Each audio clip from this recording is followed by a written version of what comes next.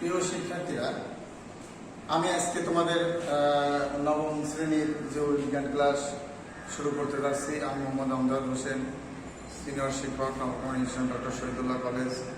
আশা করি তোমরা এই শুভ সকালে কোভিড-19 মধ্যে সুস্থ আছো, ভালো আছো। তোমরা আজকের ক্লাসটি অবশ্যই মনোযোগ সহকারে দেখবে। আমি বোর্ডে দেখো একটি উদ্দীপক খুলেছি, সেই উদ্দীপকটি তোমরা খেয়াল করো যে অধ্যায় দ্বিতীয় অধ্যায় জীবকোষ ও টিস্যু। এখানে কোষ কাকে বলে? কোষ হলো জীবদেহের গঠন এবং কাজের একক, অর্থাৎ সূক্ষ্ম পর্দা দ্বারা আবৃত প্রোটোপ্লাজমকে কোষ বলা হয়। আমি আবার বলি যে কোষ কাকে বলে? কোষ হলো জীবদেহের গঠন ও কাজের একক, সূক্ষ্ম পর্দা দ্বারা আবৃত প্রোটোপ্লাজমকে কোষ বলে। আশা করি তোমরা বুঝতে পেরেছ প্রিয় শিক্ষার্থীরা, যে কোষ কাকে বলে যদি প্রশ্ন থাকে তাহলে আমরা লিখব সূক্ষ্ম পর্দা দ্বারা আবৃত প্রোটোপ্লাজমকে কোষ বলে। কোষ হলো জীবদেহের গঠন এবং কাজের একক। তারপরে দেখো লেখা আছে এখানে ওর টিস্যু। তাহলে টিস্যু, তাহলে তোমরা তো বলতে পারো যে টিস্যু তো নানান ধরনের হতে পারে, কিন্তু আসলে টিস্যু বিভিন্ন ধরনের, কিন্তু সচরাচর ক্ষেত্রে আমরা যে টিস্যু ব্যবহার করি সেটাকে কিন্তু টিস্যু বলা হয় না। টিস্যু হলো কতগুলি কোষগুচ্ছ যখন একত্রিত হয়ে একই ধরনের কাজ সম্পন্ন করে তখন তাকে টিস্যু বা কলা বলে। টিস্যুর আর এক নাম হলো কলা, টিস্যু বা কলা বলে। দেখো টিস্যু বা কলা কাকে বলে? যে একই উৎস হতে সৃষ্টি হয়ে কতগুলো কোষগুচ্ছ যখন একত্রে একই আকৃতির কাজ সম্পন্ন করে তখন তাকে টিস্যু বা কলা বলে। তোমরা আবার খেয়াল করো যে টিস্যু বা কলা কাকে বলে? যে একই উৎস হতে সৃষ্টি হয়ে কতগুলো কোষগুচ্ছ যখন একত্রে একই ধরনের কাজ সম্পন্ন করে তখন তাদেরকে বলা হয় টিস্যু বা কলা, তাকে টিস্যু বা কলা বলা হয়। এখন দেখো যে তোমাদের কোষ ও টিস্যুর উপর আমরা একটি উদ্দীপক লিখেছি। পিও কিউ দুটি কলা, পি কলাটির গঠন তরল ও কিউ কলাটির গঠন ক্যালসিয়াম জাতীয় পদার্থ দিয়ে গঠিত। কিউ কলাটি পি কলার নানা উপাদান তৈরিতে ভূমিকা রাখে। প্রিয় শিক্ষার্থীরা, তোমরা উদ্দীপকটি আরো ভালো করে দেখো। পি ও কিউ দুটি কলা, পি কলাটির গঠন তরল ও কিউ কলাটির গঠন ক্যালসিয়াম জাতীয় পদার্থ দিয়ে গঠিত। কিউ কলাটি পি কলার নানা উপাদান তৈরিতে ভূমিকা রাখে। এখন প্রশ্ন হলো যে জৈব মুদ্রা কাকে বলে? তোমরা জানো যে ফটোফসফোরিলেশন প্রক্রিয়ায় যে এটিপি তৈরি হয় সেই এটিপিকে আমরা কি বলি? জৈব মুদ্রা বলি, তাই না? যাক, আমি তোমাদের পরে বুঝিয়ে দিচ্ছি। তারপরে ফতে আছে মিউচুয়ালিজম বলতে কি বোঝায়? বলতে আছে দেখো উদ্দীপকে পি ও কিউ কলা একই ধরনের ব্যাখ্যা করো। পি ও কিউ কলাটা একই ধরনের আচরণ করে, একই ধরনের কাজ সম্পন্ন করে। এই জন্য আমরা পি ও কিউ কলাকে একই ধরনের কেন বলতে পারি তার ব্যাখ্যা করতে হবে। নাম্বার, পি ও কিউ কলা একই ধরনের হওয়া সত্ত্বেও তাদের মধ্যে গাঠনিক ভিন্নতা বিদ্যমান। বিশ্লেষণ করো। তাহলে ঘ নম্বরটা কিন্তু একটু জটিল বিষয়। দেখো, পি ও কিউ কলা একই ধরনের হওয়া সত্ত্বেও তাদের মধ্যে গাঠনিক ভিন্নতা বিদ্যমান, এটা বিশ্লেষণ করতে হবে। প্রিয় শিক্ষার্থীরা, আমি তোমাদেরকে ক নম্বরটা বোর্ডে লিখে বুঝিয়ে দিচ্ছি। দেখো প্রিয় শিক্ষার্থীরা, যে আমি জৈব মুদ্রা কয়ে জন্মরা কাকে বলে ক নম্বরের উত্তরটা লিখে দিয়েছি বোর্ডে। যে ফটোফসফোরাইলেশন প্রক্রিয়ায় গঠিত এটিপিকে জৈব মুদ্রা বলা হয়, যা শক্তি জমা রাখে এবং প্রয়োজন অনুসারে অন্য বিক্রিয়ায় শক্তি সরবরাহ করে। প্রিয় শিক্ষার্থীরা, এখানে আমরা এটিপির কথা বলেছি। তোমরা জানো যে এটিপি হলো অ্যাডিনোসিন ট্রাইফসফেট। Adenosine triphosphate. তোমরা সবাই জানো যে এটিপি হলো অ্যাডিনোসিন ট্রাইফসফেট। আমি আবার বলছি, জৈব মুদ্রা কাকে বলে? যে ফটোফসফোরাইলেশন প্রক্রিয়ায় গঠিত এটিপিকে জৈব মুদ্রা বলা হয়, যা শক্তি জমা রাখে এবং প্রয়োজন অনুসারে অন্য বিক্রিয়ায় শক্তি সরবরাহ করে। আমার মনে হয় তোমরা সবাই বুঝতে পেরেছ এবং এই বিষয়গুলো খাতাতে নোট করে তোমরা বারবার মুখস্থ করবে এবং বুঝে কাজ করবে। তাহলে এটিপি কাকে বলে? তোমাদের অবশ্যই প্রশ্ন থাকতে পারে যে এটিপিটাকে লিখি। তাহলে এটিপিটা তাহলে যে এডিনোসিন ট্রাইফসফেট, এডিনোসিন ট্রাইফসফেট। আমি এখানে বোর্ডে লিখে দেখি দিই এটিপি, অ্যাডিনোসিন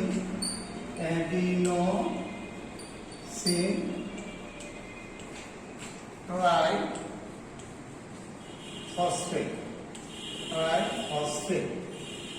ফসফেট। তাহলে এটিপি হলো এডিনোসিন ট্রাইফসফেট।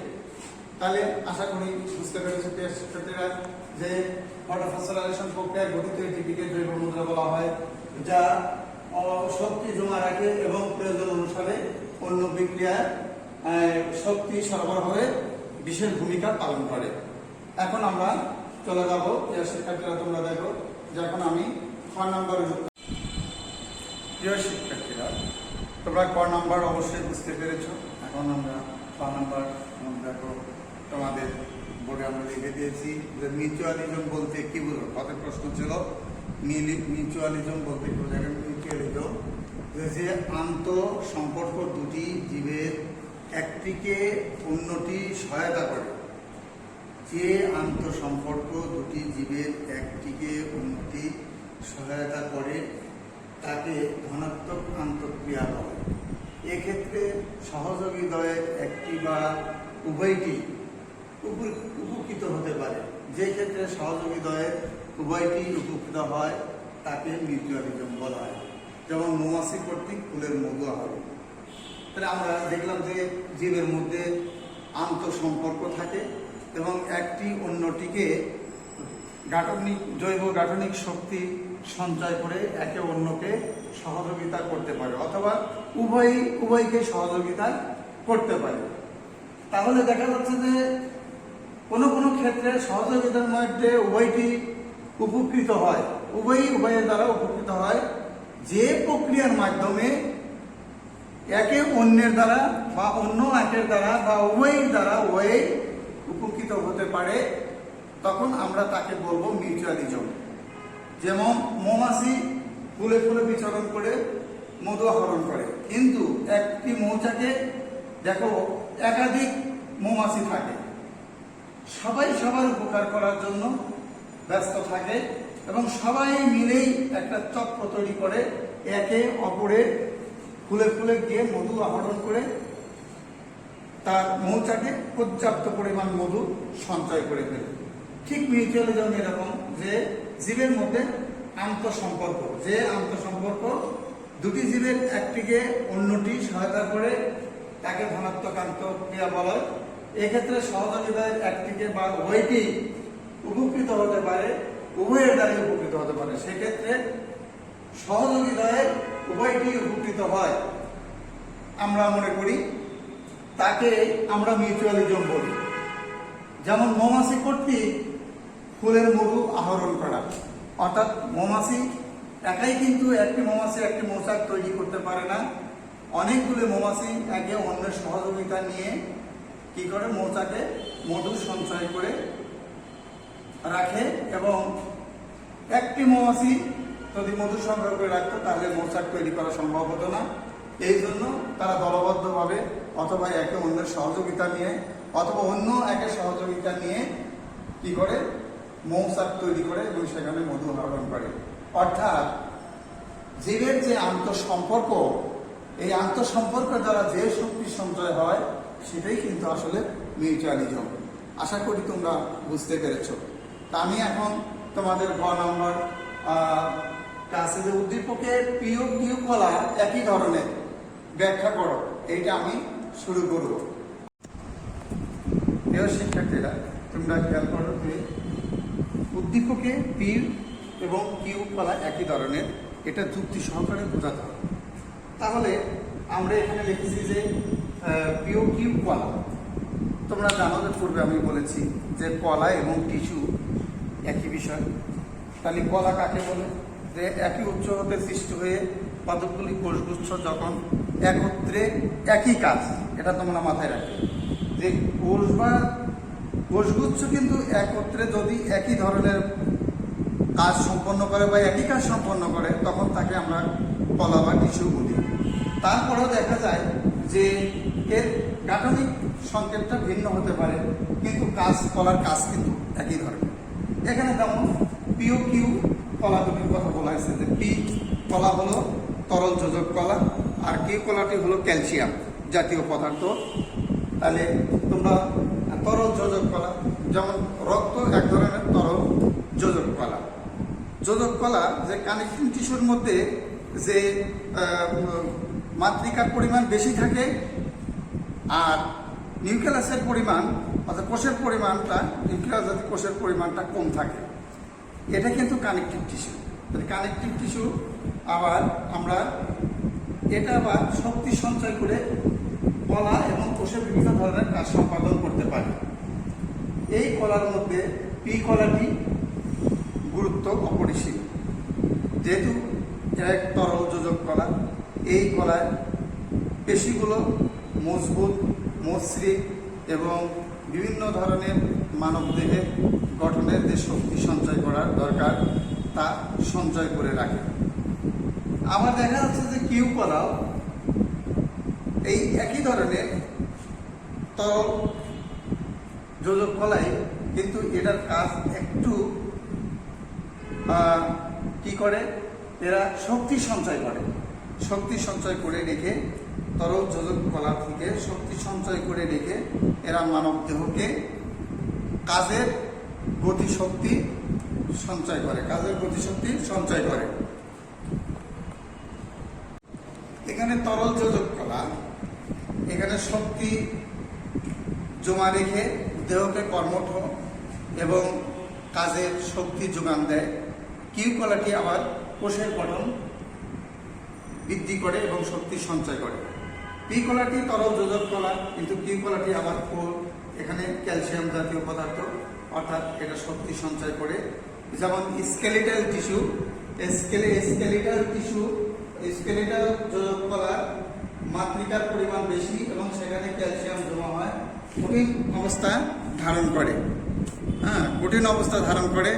এই জন্য পি কলা এবং কিউ কলা এখানে দেখা যায় কোষের সংখ্যা তুলনামূলক বেশি, মাতৃকার পরিমাণ বেশি থাকে যোজক কলায় এবং কোষের সংখ্যা কম থাকে। কিন্তু কার্যক্ষেত্রে দেখা যায় যে পি এবং কিউ কলা একই ধরনের কাজ সম্পন্ন করে। এই জন্য পি ও কিউ কলাকে আমরা কি বলতে পারি যে একে অন্যের পরিপূরক, অর্থাৎ পি ও কিউ কলার বৈশিষ্ট্যগুলো যোজক কলাকে সমর্থন করে। পি ও কিউ কলা উভয়ই যোজক কলার কাজকে সমর্থন করে। এই জন্য যোজক কলারকে সমর্থন করে বিধায় আমরা মনে করি যে পি এবং কিউ এই দুটি কলা একই ধরনের এবং এদের গাঠনিকটা ভিন্ন ধরনের থাকলেও এদের কার্যাবলী, কোষের শক্তি সঞ্চয় সব পি এবং কিউ কলা একই ধরনের। এই জন্য আমরা পি ও কিউ কলাকে একই ধরনের কলা বলে আখ্যা করতে পারি। এখন আমাদের যোজক কলা এবং যোজক কলার কানেকটিভ টিস্যুতে মাতৃকার পরিমাণটা বেশি এবং কোষের সংখ্যা কম থাকে এবং কার্যাবলী একই ধরনের হওয়াতে এই যোজক কলাকে আমরা আবার তিন ধরনের ভাগ করতে পারি। এক নম্বর হলো ফাইবার যোজক টিস্যু, ফাইবার্স যোজক টিস্যু, স্কেলিটাল যোজক টিস্যু এবং কমলাস্থি, অস্থি ও তরুণাস্থি। আমরা এই তিন ভাগে আমরা যোজক কলাকে ভাগ করতে পারি। আশা করি প্রিয় শিক্ষার্থীরা তোমরা ক নম্বরটা বুঝতে পেরেছ। প্রিয় শিক্ষার্থীরা, দেখো যে পিও কিউ একই ধরনের কলা হওয়া সত্ত্বেও একই ধরনের কার্য সম্পাদন করা তোমরা পথে খেয়াল করেছো পড়ে, কিন্তু এর গাঠনিক ভিন্নতা রয়েছে।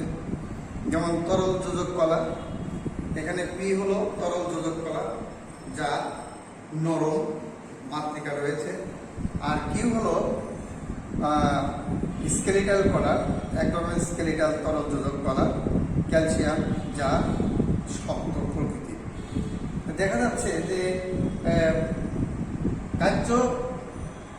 কার্যাবলী যদি একই ধরনের হয় কিন্তু এর গঠন কিন্তু ভিন্ন ভিন্ন। যেমন রক্ত, আমরা এখানে জানি যে রক্ত কণিকাটা আবার দুই ধরনের, যেমন একটা রক্তরস, একটা রক্ত কণিকা। আমরা এখানে দুই ধরনের তরল যোজক কলাকে আমরা দুভাগে ভাগ করতে পারি। যে তরল যোজক কলার দুই ধরন হলো, একটা রক্তরস আর একটা হলো রক্ত কণিকা। তাহলে দেখা যাচ্ছে যে এখানে এই কলাতে 91 থেকে 92% থাকে রক্তরস, আর 8 থেকে 9% থাকে জৈব পদার্থ। এর মধ্যে আবার দেখা যাচ্ছে যে রক্তের ভিন্নতা রয়েছে। যেমন 3 ধরনের এখানে রস দেখা যাচ্ছে, রক্তকণিকা দেখা যাচ্ছে। একটা লোহিত রক্তকণিকা, এখানে রক্তকণিকাকে আবার 3 ভাগে ভাগ করা যাচ্ছে। একটা লোহিত রক্তকণিকা, শ্বেতকণিকা, অনুচক্রিকা। তোমরা জানো যে লোহিত রক্তকণিকার কাজ হলো রক্তকে জমাট বাঁধা, যেহেতু এটি রক্ত জমাট বাঁধতে সহায়তা করে। অতএব রক্তকে আমরা কি বাহ্যিক দৃষ্টিতে কি দেখি? আসলে লাল দেখি। আসলে এটা হলো ঈষৎ হলুদাভ বর্ণ। তার শ্বেতকণিকা হলো ফ্যাগোসাইটোসিস প্রক্রিয়ায় জীবাণুকে ভক্ষণ করে এবং মেরে ফেলে, যার জন্য এখানে জীবাণুরা কোষে অবস্থান করতে পারে না। শ্বেত রক্তকণিকা কি করে? দেহকে আরো সুস্থ, সবল এবং শক্তি সঞ্চয়ে কাজে সহায়তা করে। এরপর হলো অনুচক্রিকা। অনুচক্রিকা হলো রক্ত জমাট বাঁধতে সহায়তা করে।